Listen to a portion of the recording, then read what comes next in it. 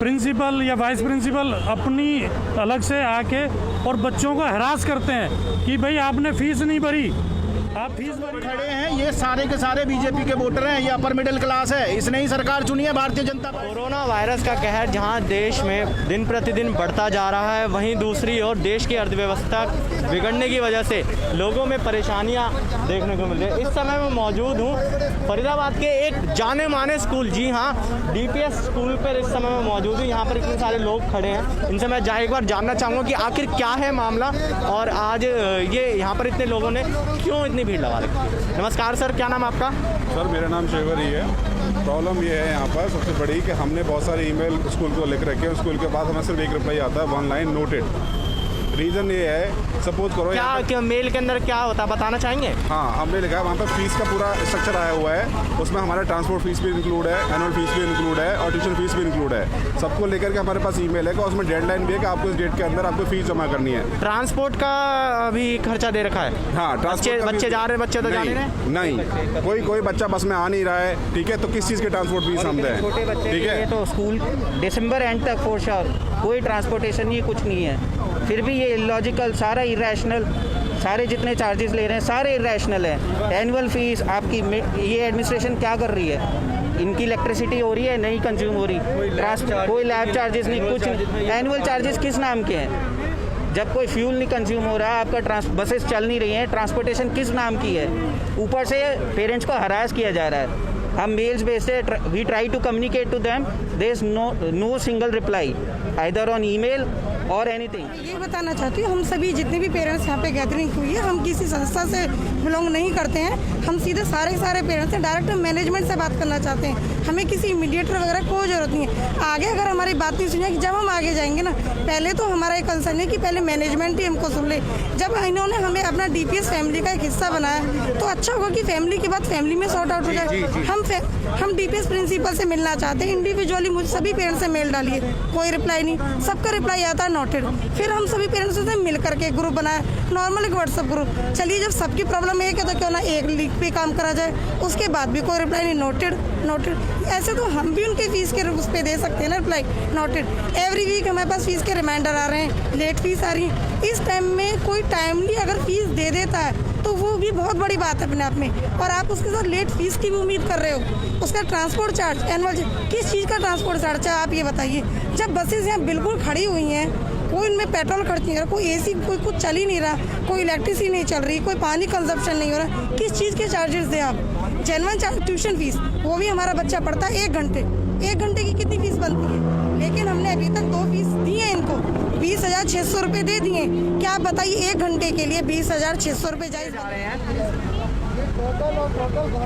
Parents को mail किया है कि आप अपने इनकम के प्रूफ दो, तभी हम आपकी फीस कम करेंगे, अदरवाइज नहीं करेंगे। गवर्नमेंट ने कहीं ये नहीं कहा कि पेरेंट्स को इनकम और उनके पेरेंट्स को बुला के धमकी दे रहे हैं कि आप बाकी पेरेंट्स को चुप करो, तब आपके बेटे को वापस लेंगे स्कूल। ये देखिए यहाँ पर, ये जैसे इसमें साफ लिखा हुआ है कि 25 अगस्त हमें फीस जमा करनी है। हालांकि बच्चे ट्रांसपोर्ट के लिए कहीं नहीं जा रहे हैं और फिर भी ट्रांसपोर्ट की फीस मांगी जा रही है। फीस दी जा रही है। ये क्या लॉजिकल है? 6 साल के बच्चे के लिए 1 घंटे। देखिए सर, हमारा कार्य है, हम आपकी आवाज़ को जनता तक पहुँचाए, हम अपनी राय नहीं दे सकते, लेकिन चाहते हैं हमारी बात सरकार तक जरूर पहुँचे, खट्टर साहब तक जरूर पहुँचे कि वो सुने। क्योंकि ऐसा नहीं है कि स्कूलों, जब सरकार ने आदेश दिए कि आप जायज़ फीस लीजिए, तो क्या सरकार के पास ये आवाज़ नहीं जा रही कि नाजायज़ फीस लीजिए? हम नहीं, हर जगह धरने हो रहे हैं। और कितने स्कूल ऐसे भी हैं जिन्होंने माफ़ भी की है इसी फरीदाबाद के अंदर, और बहुत बड़े, जैसे ये ब्रांडेड स्कूल है, और भी बहुत से नामी ग्रामी स्कूल हैं जिन्होंने फीस में रिबेट दिया है। लेकिन हम ट्यूशन फीस देने को तैयार हैं, 1 घंटे के लिए भी हम लोग पूरी ट्यूशन फीस देने के लिए तैयार हैं कि स्कूल का नुकसान हो, पेरेंट जो टीचर्स हैं उनकी जॉब जाए, या कोई भी स्कूल को नुकसान हो, हम बिल्कुल नहीं चाहते। लेकिन उसके साथ साथ स्कूल को भी हमारी तरफ सोचना चाहिए कि आपकी बसेस चल नहीं रही हैं, ट्रांसपोर्ट की फैसिलिटी हम ले नहीं रहे हैं। गवर्नमेंट ने ऑर्डर दिया है कि भाई पेरेंट्स को थोड़ी रिबेट दी जाए, हम ट्यूशन फीस देने के लिए तैयार हैं। लेकिन गवर्नमेंट अपने ऑर्डर करने के बाद भी हमें ऐसा लग रहा है कि ये गवर्नमेंट हमने नहीं चुनी है, ये इन स्कूलों ने चुनी है। लगता है ये गवर्नमेंट इन स्कूलों के साथ है। क्या इनको ये स्कूल वाले गवर्नमेंट अगली बार बनाएंगे क्या? आगे भी यही चुनेंगे क्या?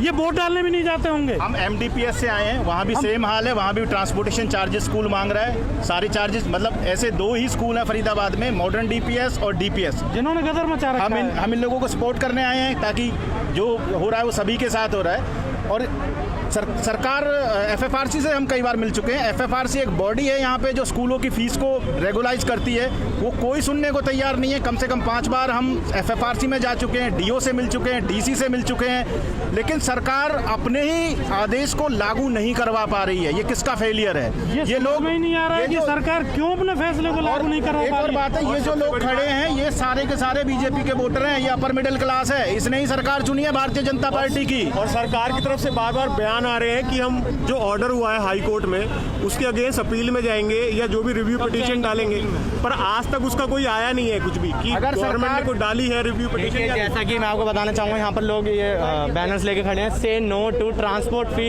Annual fee. जब बच्चे स्कूल आ ही नहीं रहे तो ट्रांसपोर्ट फी वाला किस चीज़ की? और यहाँ देखिए एक और लिखा हुआ है, no bus charges, no fee hike, no threatening, no insult of kids in online class. यानी कि आपने ये no insult of kids in online class है, ये किस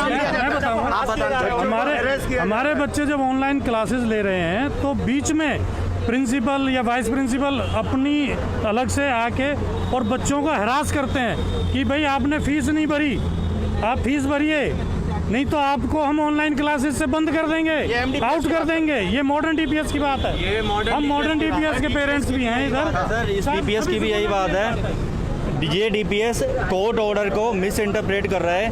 कोर्ट ऑर्डर क्लियरली कहता है कि आप ट्रांसपोर्ट एनुअल फी चार्ज करो, लेकिन एक्चुअल कॉस्ट बेसिस पे जो आपका खर्चा हुआ है, अगर खर्चा ही नहीं हुआ है, कोई लैब चार्जेस नहीं है, कोई ट्रांसपोर्ट फैसिलिटी अवेल नहीं कर रहा, कोई मेंटेनेंस इतनी नहीं है, तो why such charges should be charged from parents. वो बाकी कोई स्कूल फरीदाबाद में ये चार्जेस नहीं ले रहा है एक्सेप्ट DPS। आपके माध्यम से एक और बात, एक क्वेश्चन है मेरे सरकार के साथ। आज मेट्रो बंद पड़ी है 3 महीने से, वो घाटे में जा रही है, क्या सरकार उसका किराया लेगी जो लोग रोज जा रहे थे? अगर इनकी बसेस खड़ी हैं, इनके काम में आ रही हैं, उनके खर्चे घट गए हैं, तो क्या बसेस का किराया लेना, खड़ी हुई बस का किराया लेना और खड़ी हुई मेट्रो का किराया लेना, कल को तो उनसे भी बोलो कि अपने कार्ड चार्ज कराओ जी, क्योंकि मेट्रो घाटे में जा रही है। दूसरा DPS हमेशा मनमानी करता है। DPS हमेशा ये बोलता है कि जितने भी बच्चे उनको कंपलसरी है स्कूल बस फीस लेना। अगर वो 1 किलोमीटर के दायरे में नहीं आते हैं, उनको कंपलसरी बस लेनी ही लेनी है। ये कहाँ का रूल है? हम नहीं चाहते अपने बच्चों को फीस लेना, हम चाहते हैं हम बच्चों को खुद छोड़ के आए, पर वो यहाँ पे नहीं है वैलिड। तो देखिए, जैसा कि जो देश का भविष्य है, जी हाँ, कोरोना काल के दौरान जो देश का भविष्य है उसको इस समय परेशानी का सामना करना पड़ा है। यहाँ पर जैसे कि हमें बताया कि बच्चों के साथ हैरेसमेंट की जा रही है। अब बच्चों से भला फीस मांगने के ये क्या मतलब बनता है? जी हाँ, मैं अपने जनता से सामने ये सवाल रखना चाहूँगा कि बच्चों से फीस मांगने का ये क्या मतलब बनता है? सरकार पेरेंट्स के मेल का रिप्लाई करे, पेरेंट्स से बात करे, लेकिन अगर जो बच्चे पढ़ रहे हैं उनके ऊपर क्या प्रभाव पड़ेगा इस चीज़ का? अगर उनसे ही फीस मांगी जाएगी, क्या बच्चे फीस देते हैं हर बार? पेरेंट्स ही देते हैं। तो मेरी सरकार से ये, मैं अपने पर्सनल तौर पे अपना पर्सनल ओपिनियन भी यहाँ रखना चाहूँगा कि जो भी स्कूल अपने बच्चों को पढ़ाते वक्त बच्चों को अगर ये चीज़ बोलता है तो उनसे ना बोले, क्योंकि उनकी पढ़ाई पर काफ़ी असर पड़ता है इस चीज़ का। इसीलिए सीधा पेरेंट्स से बात करें, पेरेंट्स के मेल का रिप्लाई करें। और ये थी बात DPS सेक्टर 19 की। और इस समय मैं यहाँ खड़ा था और यहाँ मैंने आपको यहाँ की पल पल की खबर बताई कि यहाँ पर कैसे लोग कितनी परेशानियों का सामना कर रहे हैं। ये पेरेंट्स हैं, ये उन छोटे छोटे बच्चों के माता पिता है जो हमारे आगे चलकर हमारे देश का भविष्य बनेंगे। अगर आज ये परेशानी झेलेंगे तो आगे हमारा देश कैसे उन्नति की ओर जाएगा। तो खबरों का सिलसिला यूं ही जारी रहेगा। देखते रहिए NCR मिरर।